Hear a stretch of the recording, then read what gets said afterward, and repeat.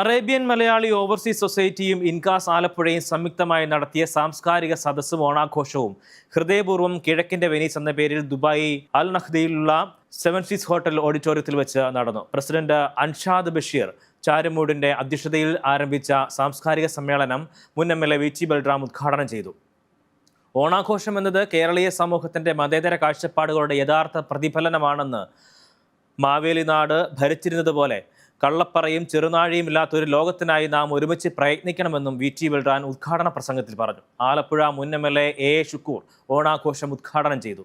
ജീവകാരുണ്യ മേഖലയിൽ നൽകിയ സമഗ്ര സംഭാവനകൾക്ക് RC charitable trust chairman Reji ചെറിയാനും സേവന പുരസ്കാരവും, ഈ വർഷത്തെ യുവ സംരംഭകർക്കുള്ള പുരസ്കാരം Ravai salon managing director Maria ചെറിയാനും UAE സാമൂഹ്യ സാംസ്കാരിക രംഗത്തെ സമഗ്ര സംഭാവനകൾക്ക് മോഹൻദാസ് C നായർക്കും പുരസ്കാരങ്ങൾ നൽകി.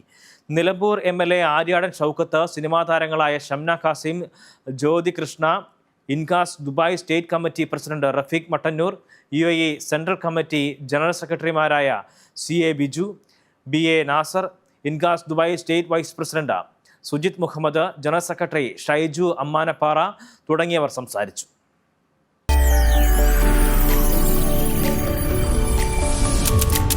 NTV UAE to the world.